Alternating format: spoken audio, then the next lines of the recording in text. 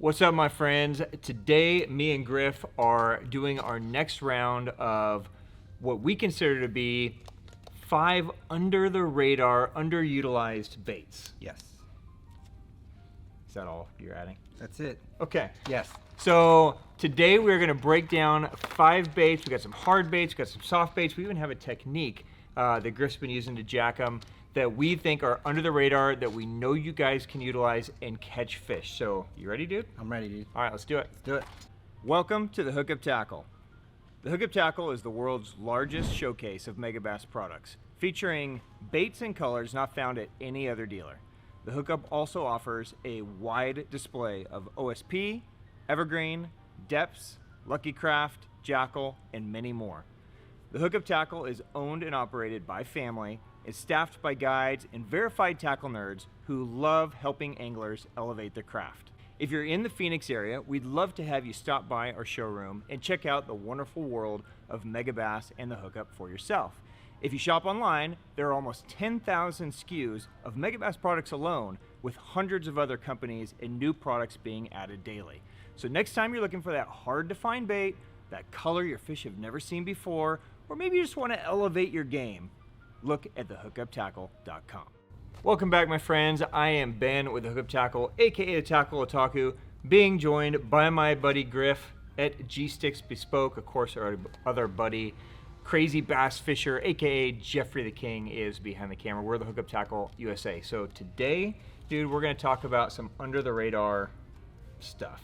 Yeah. So we'll talk about stuff that people aren't really super dialed into yet, but they actually catch a lot of fish. Yeah.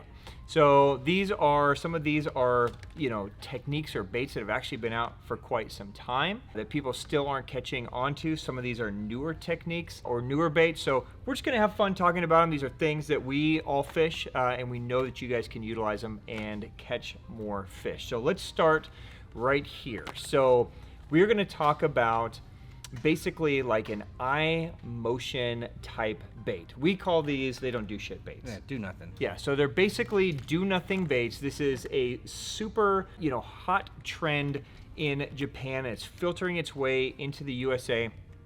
Basically the way this trend kind of started, or basically before I talk about that, when we say do nothing baits, these baits are literally designed to not do anything. Yeah, like there's no action to be imparted into them. Some of them will kind of do something, but it's so small that you really don't even notice it. Yeah.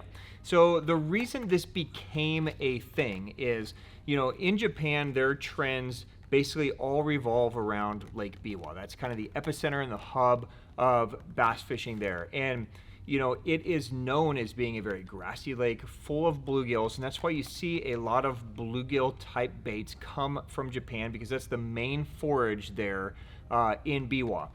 Over the last decade, the grass has kind of gone through cycles where some years it'll just disappear completely and the bluegills will disappear with it, and the forage shifts to small little micro bait, tiny little minnows, tiny little micro bait. And that's where this kind of like eye motion and this, do nothing type bait was created, because anglers were looking for something that didn't move side to side, that didn't wiggle and, do all this stuff, that really just kind of went through the water like their small little tiny bait. And we've been able to utilize that same idea here, when our fish are feeding on micro bait, small little fry, little baby shad, little minnows, that kind of stuff. So we're going to talk about some of the baits that we use that we actually think are good in this, genre, and what they do, and maybe be worth you guys trying them. You want to start? Yeah. Okay. So I'm going to start here with probably the least aggressive bait that I think that we carry. Is an OSP IWaver. They make this in floating and a super slow sink. I mean, it's a tiny bait. You cast it out. It has a joint on it, but the joint really does nothing. Right. So you're going to cast it out. If it's a sinking, you're going to let it sink to depth, however long you really want to wait, because it's going to sink super slow. Yep. And then you're pretty much just going to do a slow crank. Yeah, and really, we get so accustomed to things having lips and tails and you know, having an aggressive movement to it. But when you look at a small minnow or a little microbait in the water, as it's swimming, it doesn't have, you know, big movements to it. It almost just looks like it's just kind of gliding through, right? Yeah. And their fins are like minuscule. And so you got to think that those fins are moving, but they're so small that to try to mimic that motion of natural movement, the bait almost has to do nothing. Yeah. Right? Yeah. So this is really like, you're really trying to match the hatch here with this concept of fishing. You're going to get just very, very subtle movements and very subtle little, you know, shifts in the bait. But that's the idea, is that it's not doing a lot. Yeah, so we're going through this right now in our lakes, right? We're watching small bait get blasted on the top, and we're throwing everything at them, and we just can't catch a fish. Right. Because they look nothing like what the fish are they're actually eating. Yeah.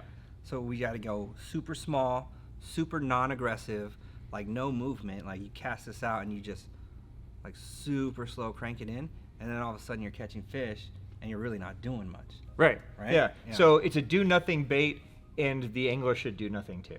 Yeah. Exactly. It's basically just kind of brain dead fishing. Yeah. But it's something that can get you guys some extra bites when they really, really get picky on it. Yeah. So another bait that is really effective in this genre is from Deps, and this is the Deps Wakasagi bait. Now, just like the OSP, it comes in a floating and a sinking model. So again, the floater is going to be great for fishing on the surface and basically just kind of really light twitching. It's just going to kind of real subtly just kind of move on the surface.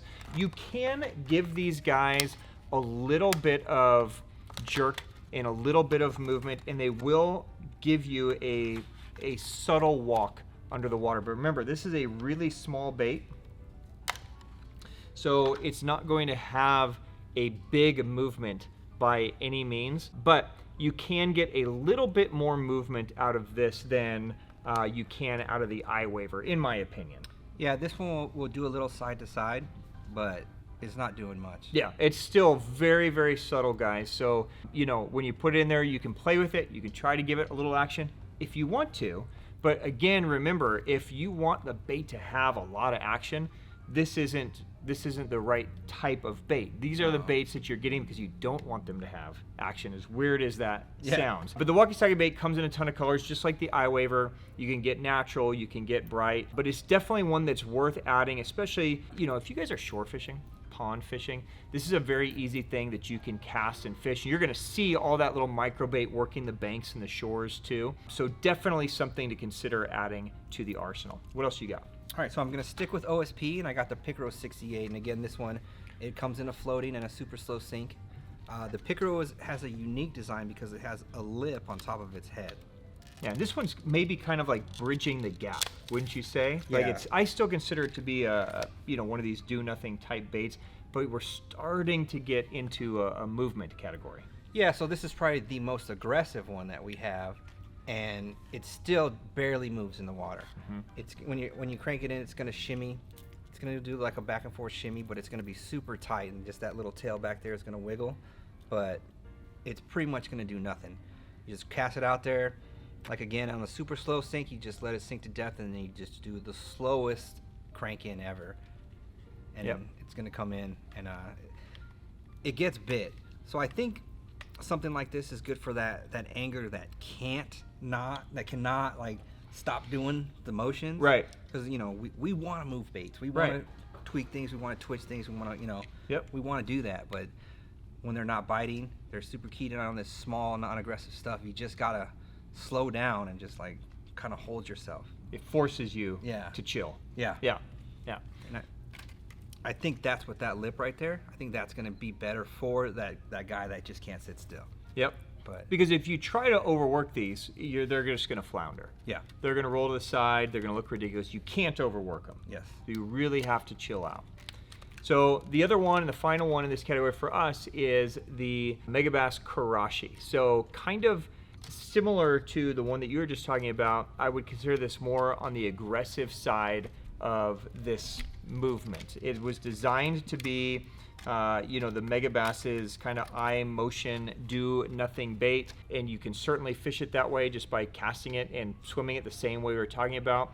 But this one also works much better than the other ones at like side to side movement. Yeah. So this one's going to have a lot more aggressive movement if you want to twitch it like a jerkbait or kind of walk it under the water. So this one gives you a little bit more flexibility, a little bit more aggressiveness to it that sometimes they like. And then sometimes they want it to just be like super dead. Yeah. Right? So kind of like any other hard bait, a crankbait, a jerkbait, a topwater, whatever, you know, sometimes they'll prefer one over the other, but these are the ones that we find have the most success. So if you guys want baits that really don't do anything, there you go. eye motion. There you go. Have fun. Yep. All right, so next under the radar bait is one that Griff has literally been beating over my head for a year. It is one of those, funny, we were talking about this yesterday in the store. This is one of those that I still can't bring myself to throw until you're beating me. Yeah. Which doesn't happen very often. Every time. But every once in a while you're catching fish and I'm not, and it's like, okay, fuck, give me the stupid catfish. So take it away, man. Show us your bait. All right. So we have the Nishine Namazu. All it is a catfish-shaped stick bait. All right. It's almost a bait that has no action to it at all. It really doesn't do a ton unless you give it a ton of action. And do you give it a ton of action, or do you usually fish it without the action? So I normally fish this one on a free rig, so I'm not giving it a ton of movement. It's Okay. only on when I'm bringing my rod up is when it's going to get the action. So it's going to be like a quick wiggle and then dies. But for some reason, these bass, they just come unglued for this thing. It's the shape, it's the subtleness. I honestly don't fully get it. Yeah. Because, you know, growing up bass fishing, like I never considered catfish to be a forage.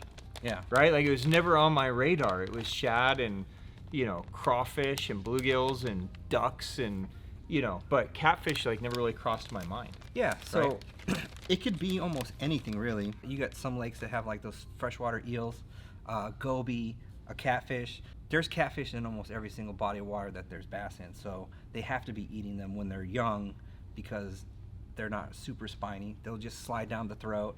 Easy meal, lots of protein. Yep. They gotta eat them. Yep. And this has become my favorite bait of the summer. Totally. Yeah.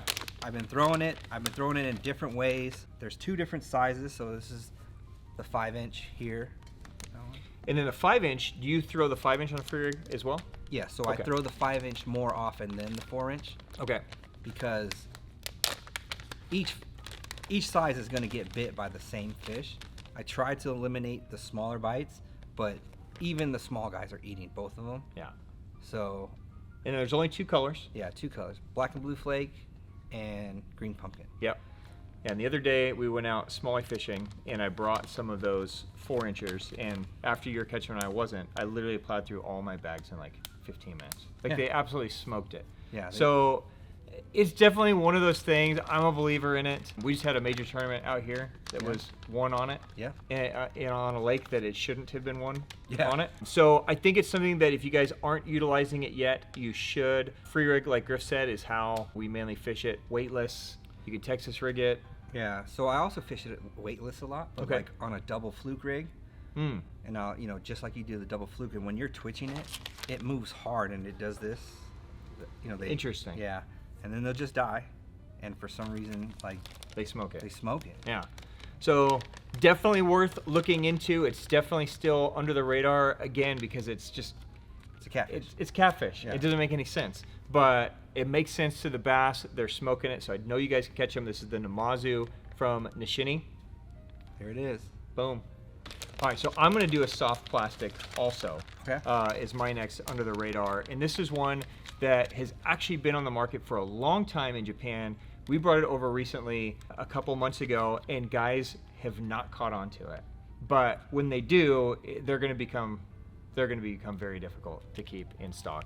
And this is a bait by OSP. This is the HP Shad Tail. Now, at first glance, the HP Shadtail basically just looks like a swing impact or something from K-Tech or something that you guys have seen, you know, forever, right? It's basically a ribbed paddle tail worm, right? But OSP has tweaked it just slightly. They've changed the body shape just enough, the tail shape just enough to where it gives the bait just incredible versatility. Now you can put this on a little ball head and just swim it like a swim bait.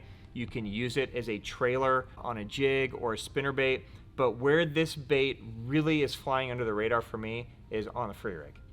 So if you will give yourself time to throw this on a free rig, I promise you, you will be adding these to your arsenal. It falls so beautifully, and it's a combination of that swimming down and then switching to a horizontal as it's falling and shimmying down. It's so natural, and it comes in tons of colors. You can get it in something like green pumpkin, you know, Wakasagi, electric shad, and there's 3 different sizes, okay? So there's a 3.6, there's a 3.1, there's even a little micro 2.5.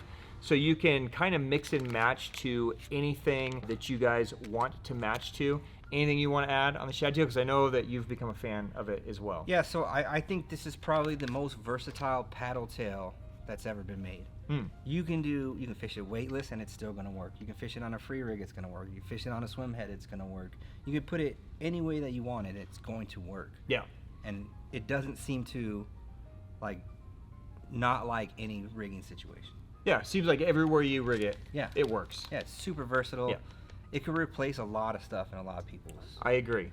I agree. If they made it in some larger sizes, it would just complete the entire thing. Yeah. But for now, they're going to be in these smaller sizes, but I find that, you know, this is the type of size I'm looking for as a difference maker anyways. Yeah. When I need something a little bit bigger, I've already kind of got my baits, but, you know, this 3.6 on a free rig is just stupid deadly. I know you guys will jack them, so give it a look. It is definitely worth a shot. The HP Shadtail from OSP. Yeah.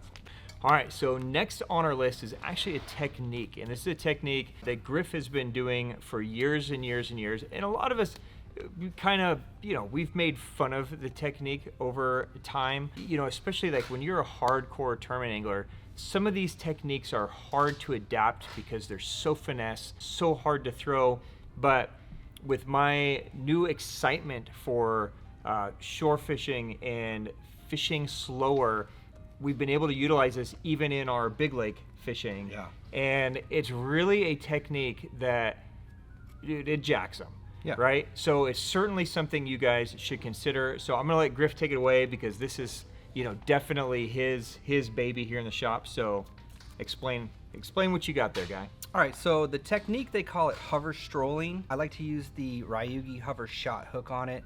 It's pretty much just a super small 90-degree jig hook, and then you just put it on a bait. My favorite baits right here are going to be the Last Ace, the Optimum Victory Tail. And that's another kind of under the radar bait that we've been using for a long time that guys don't give credit to, that Victory Tail. Oh, the Victory Tail is dope. Yeah. It's super sick. Yeah. And then the OSP Mylar Minnow, which you've heard us talk about it a lot, but we've never really explained like how we're really using it. Like everybody loves to drop shot it. Right. But on a hover shot hook, so on the hover shot hook, we're just putting it, we're gonna spine hook the bait. We're gonna hook it just like we would hook like a Texas rig, except for the line tie is gonna come out of the top. So I usually put this towards the center of the bait. And then 9 times out of 10, I'm gonna add a small little piece of a nail weight. And what that's gonna do is when I cast it out there, it's gonna let that bait sit horizontal in the water. It's just gonna sit there, and then it's gonna do a super slow sink, or some of the baits like that Last Ace, it floats, and then I'm just gonna shake it. It's just gonna wiggle on top of the water, really subtle movements, and the bass they come unglued for it. When they're chasing small baits, just that little tiny shimmy, or if I'm on a boat, I'll vertically drop it. I'll just drop it straight down, and I'll just, wherever I want to suspend it in the column, and I'll shake it. And then if we can't get close enough to the fish, I'm going to put a float on there. Almost like float and fly. Yeah, I'm going to float and fly it. It's going to be a super aggressive float and fly, though, because normally we're putting a hair jig on there. Yep. But it's the same concept, except for you can move that bait. Okay. You can get it shaking, you get those tails shaking, but it's a super amazing technique. It catches a lot of fish. Let's rig one. Let's rig one so they can see it fully rigged. All right, so we're gonna get the bait, the top of the bait. I'm just gonna put the hook right here in the center. I'm gonna drive it down, and I'm gonna stick it in there. It's gonna sit like this, which is gonna create that perfect angle for a horizontal presentation. The Victory tail doesn't necessarily need a weight. Okay. It's gonna be pretty balanced, but you can add a weight in there if you want it to sink faster. Okay. Might help with some castability too if you don't have a float. Yes. Right? Because these aren't going to weigh much. This is definitely spinning rod territory here. Yeah, they're super light. It's a super finessey technique. Yeah, and there you go. All that weight's going to be on the front. It's going to pull down and it's going to sit like this.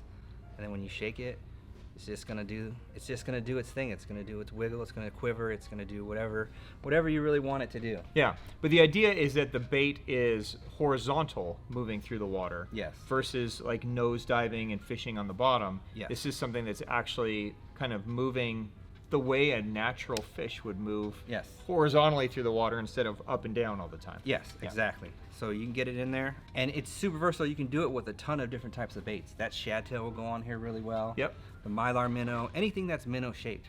Yep. You do it with small stick bait, like a 4-inch Senko or something Yep. like that, and it just works really well, especially when you're doing a vertical drop. Yeah. And- And I don't know if you know this or not, but this hover strolling idea with the paddle tail, like that OSP Shadtail, that's becoming a huge trend in Japan now. I did not know So that. yeah, the Lake Biwa rig, a lot of people are calling it. It's basically, in essence, just hover strolling a paddle tail. Oh. So Well, we've been doing that for we've like been doing last it 2 years. right. So this is definitely something. If you guys aren't throwing it, try it. I think you guys will have a lot of success with it. Again, it's definitely a finesse way of doing it, but you're going to get bites from fish that you're probably not going to get bites from. Yeah. Doing traditional techniques that you've been using. Yeah, it's definitely an underutilized technique that's super natural, and it works. Yeah. I think right now, like, this is like the way to go on our lakes right now. Yeah, when it gets tough and they're eating small things, you need to be super, super finesse and natural in your approach. This is a great way to do it. Yeah. Yeah. So give it a shot. Hover strolling. I know you guys are going to jack them on it. Yeah, definitely. Try it out. Yep. It's a good one. Okay, and then finally for us, one that's definitely going under the radar. It's starting to be a little like bleep on the radar, but it's still definitely way under the radar, is the Deps Silent Killer. Now, the Silent Killer come in different sizes of 115, 145, 175, right?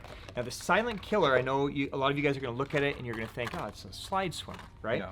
But this is actually the lipped version of the slide swimmer and designed as a floater to be kind of a surface / wake bait type, presentation. Now, in Japan, the Silent Killer and the slide swimmer are both equally as popular, right? So, in the US, it feels like the slide swimmer is the one that gets all the attention. Everybody knows the slide swimmer. But the Silent Killer is still like super under the radar. People don't get it, right? So if you guys are looking for a supernatural, very subtle presentation on the surface, this guy is super deadly. I know you've been throwing the 115. Yeah, I throw this out at the river. The smallmouth love this thing. Yeah. They'll crush it all the way to the 175. Yep. The smallmouth, they're so aggressive.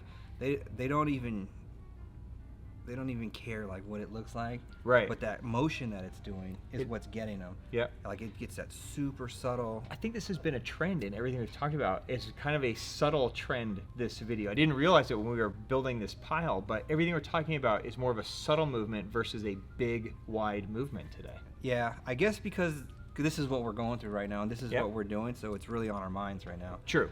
So, but like this one right here, it's not an aggressive bait. You can crank it down and get it to move fast, but most of your bites are going to come on that super slow movement. It's going to get that little tiny wake bait action to it, and then it's going to get crushed. Yep. Now, another thing that you can do to this, another little asterisk, a way to just present it differently, is Ryugi makes something called the Deep Tracer, and this is something that we've been utilizing for several years, but it's basically kind of like a gadget that you would attach to a bait like this if you want to present it down deep. So, you know, the important thing to note is that you're going to need whatever the bait is that it attaches to. You're going to want to make sure that it's a floating bait. So the idea with this, let me take one out of the package here and I can show this to you. So the deep tracer is really nothing more than, you know, some really hardened wire with a specially designed kind of tungsten weight on the bottom. And the idea is you will attach your swim bait to the top here, and it's going to pull it down, and you're going to land on rock or trees or whatever, and then when it pauses, that bait will lift. So if you're pulling it through a tree, as you come up the tree and you get to the top, that bait is lifting up and over the branches, right? So you can present this bait now into deeper water and almost structure fish with it the same way that you would present a jig or a soft plastic or something like that. And the Silent Killer makes an excellent, excellent choice and option for doing this type of technique because it is really buoyant, it floats, and because it has the lip, as you pull it, it's going to have a built-in action where something like a slide swimmer really doesn't have enough action to really push on those slow singing. It just kind of falls there when you kill it. So this can be a really excellent bait choice. And again, you can choose your side. If you guys are, you know, fishing trout eaters or something, you can go with the 175 or 145. If you're fishing around, you know, smallmouth or things that are feeding more on bait, you know, this 115 is an awesome size for doing it. It'd be killer in ponds, little rivers and stuff like we just talked about. And you can utilize the deep tracer, you can throw it on its own, and you get a lot of versatility out of it. So definitely something that's worth keeping on your radar for when the time is right. I know you guys, you know, will enjoy using it. It's a Silent Killer from Deps. All right, guys, well, that is a wrap for us. Those are our 5 under the radar, not quite on the bleep screen that we see here in the shop. I know if you guys utilize any of them, you will definitely catch some fish. Thanks for doing that with me. Yeah, absolutely. Yeah, we should 1v1 challenge all these under the radar. Oh, Thanks. yeah. If you're up for it. Probably lose, though. 1v1 hover shot? Let's not do that one. How about 1v1 Silent Killer? Okay. Okay. All right, guys, if you have any questions, drop it down below in the comments and we will get to it. Jeff will leave links to all the products if you want to check them out closer. As always, guys, thank you for your support. Thank you for watching. Thank you for your business. And until next time, I'm going to go kick Griff's ass. Peace.